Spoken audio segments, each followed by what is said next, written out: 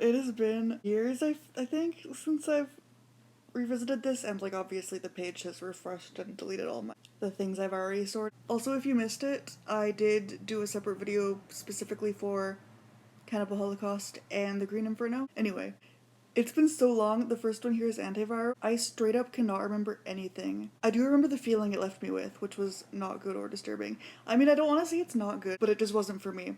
The ending left me with a feeling like, ooh, don't like that, like in a good way.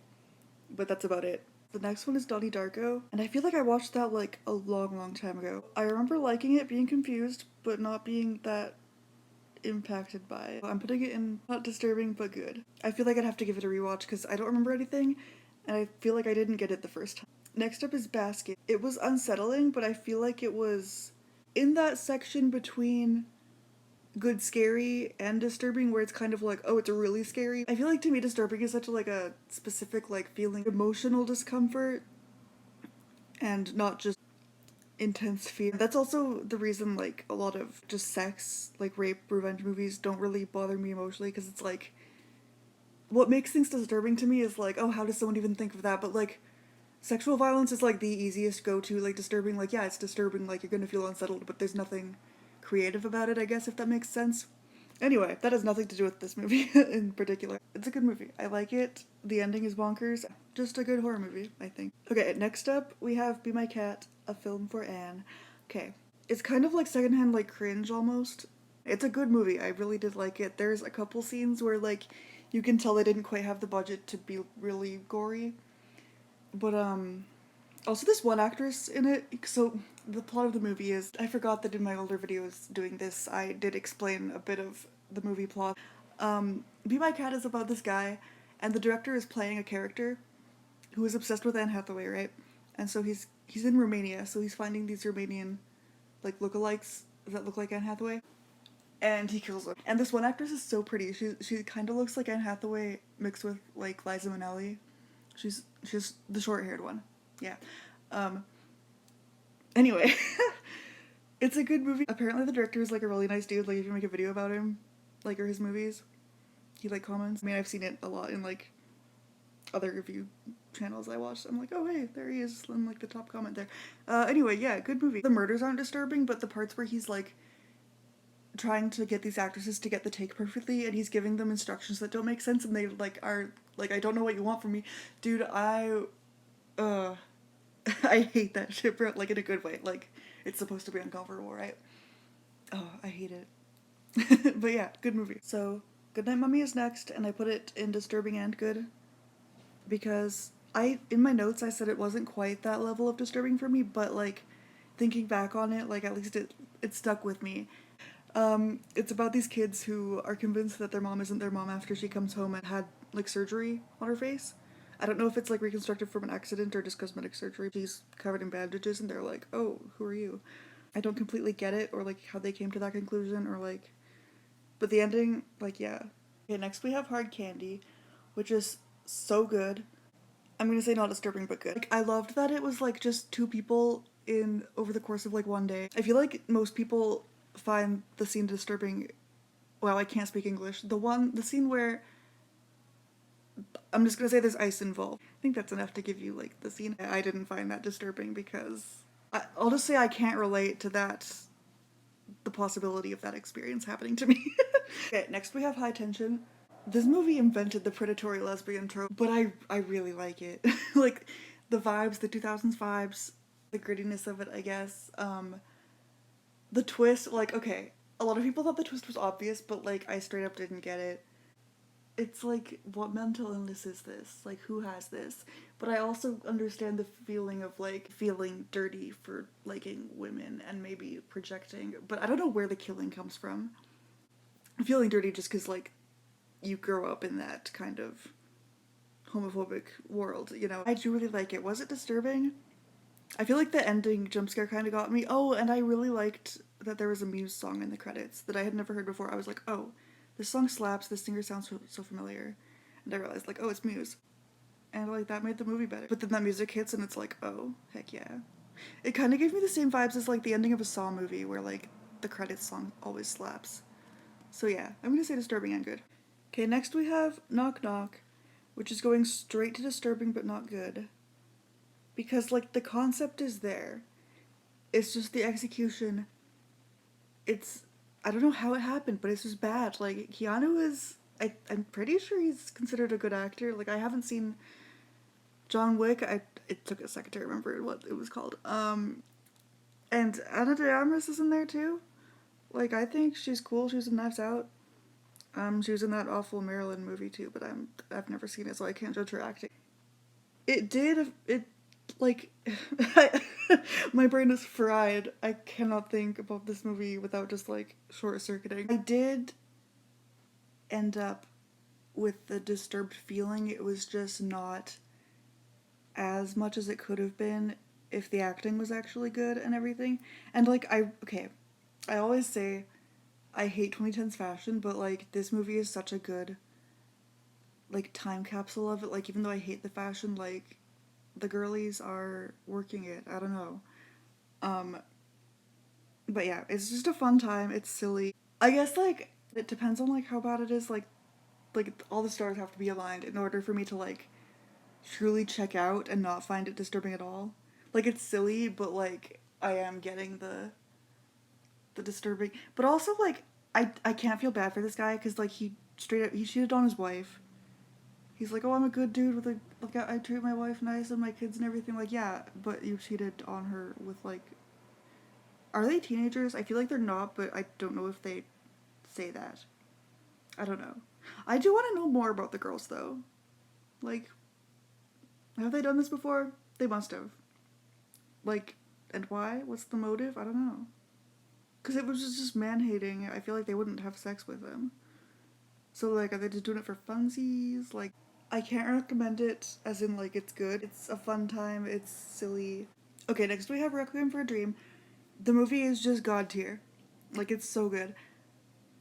I found it scary, like, the fridge scene where, like, Ellen Burstyn is, like, hallucinating and stuff. I feel like I only really cared about her character. Like, it was the most engaging, intriguing, I guess. I remember Jared Leto doing some drugs.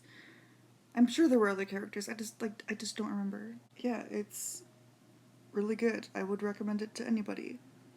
Actually, mandatory viewing. I love movies that are just like anti-drug movies. I recently watched Trainspotting. I think that's also on this list. It took me an embarrassingly long time to recognize Ewan McGregor in that movie. Because he's a little baby. Like, this was it after Star Wars? I don't know. I've never even seen a Star Wars. I just know he's there in the 90s, 2000s movies, whenever those ones came out. Am I gonna say this one is not disturbing? Like, I truly don't remember feeling disturbed. I remember feeling scared. Like, holy heck. The whole, like, hallucination sequence, it really reminded me of this anime called Welcome to the NHK. And, like, this guy, I don't think he's, like, quite hallucinating or, like, on drugs, but, like, he's kind of imagining talking to his fridge or something. It reminded me of that. I really like that anime. But yeah, that's kind of, it's a really good movie. I really like it. Okay, next up is the Texas Chainsaw Massacre, the original. And, like, I feel like this is, like, doing this series. Like, did I do this one already? Like, the notes are still in my notes app. I don't know. But I'll still talk about it anyway. Everybody's seen it, I'm sure, if you're here. I feel like it's not disturbing just because, like, how little is actually shown. I feel like we know this by now. Maybe for the time it was a lot.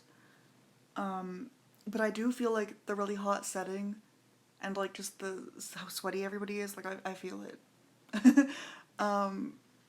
I also like that there's just a random character in a wheelchair. I wrote that in my notes. Like, I can't remember what the character does or anything, but, like, he's just there. And it's cool to see, like, random disabled representation just in, like, just a movie. Like, for no real reason. Like, they don't really talk about it as far as I remember. It's just there, which is cool.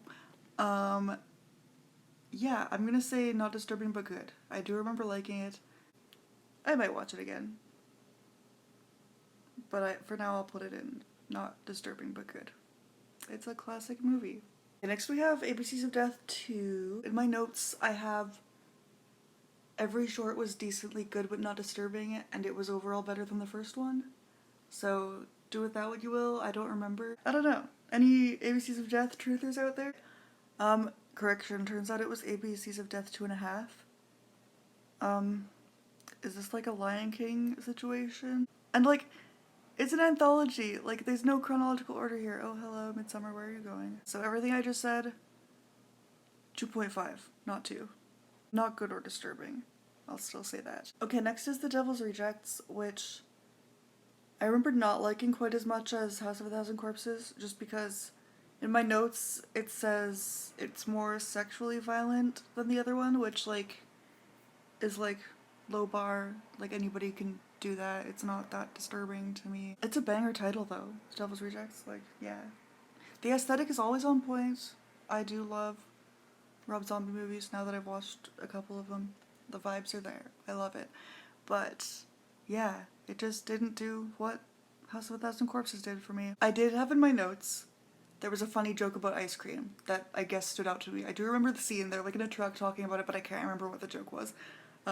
So that's a thing, I guess. If you like humor, there's humor in this movie. I do remember that. I feel like there was humor in House of a Thousand Corpses too.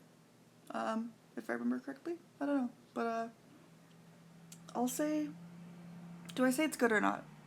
I'm just gonna say not good because, like, it's fine. It just wasn't for me, I guess, is where I'm going with that. Yeah. Next is, we need to talk about Kevin. And I feel like I can't judge this accurately because I knew the general concept going in. I have truly never hated a character more than Kevin, especially the scene where he's jerking off and his mom walks in and he just, like, continues doing it. Like, I'd, like, kill him at that point. I hate it. Maybe if I had gone in completely blind, it would be more disturbing to me, but for now, like, that's just where it is. This is Tusk. This is cinema. This movie is unironically god tier. I love this movie so much. Okay, maybe it's a little bit ironically. Again, it's been a while since I watched it. But I love the movie. It's one of those concepts that, like, everybody either thinks is, like, the stupidest, like, silly thing ever, or, like, the most repulsive, disturbing, horrific. I mean, like, it's kind of both. To me, my sister just, she can't do this movie. It's like, it's kind of funny because, like, it's so much that, like, anything with Justin Long in it, she's like, will not watch. When did she watch the new Goosebumps series? Because it's, like, fun, silly children's horror. And I was like, oh, your favorite guy's in it, as a joke. And she was like, oh no, I'm not watching that. I'm like, bruh. But yeah, I love the movie. It's silly, it's fun. I also don't get why they didn't just, like, surgery him back. Obviously not into, like, his original body, but, like, into something that's not a walrus. Hello? Like, I don't know. It just feels like the ending is so, like, defeatist. It's just like, oh, this is where we are now. We're just gonna put him in the zoo or whatever. I think there are other things we can try here. Oh, also the girlfriend cheating. I think that's the thing that happened. That made me mad. I mean, like, Justin Long's character is, like, not a great guy, but, like, just break up with him. I mean, I guess you can't really do that now that he's a walrus. I guess it's kind of like a Midsummer situation. You can't break up with them after their whole family dies, and you can't break up with them if they get turned into a walrus. But they were cheating before that, right? I don't know. Anyway, I love this movie. If it won't give you nightmares, I recommend it. So that's it for now. I didn't make this list. I just found it, and it's, like, a lot, so I was like, yeah, this is the one. But I have seen more movies now. I've broadened my horizons, and I'm like, oh, some of these movies I'm seeing are just as disturbing, if not more, than some of the ones on this list. So I made a list of that, so that'll be, like, a little bonus round after I finish this whole thing. And if you haven't seen my other parts in this series, like, this is not all the movies I've seen here. There's a lot more. So that's it for now. See y'all later.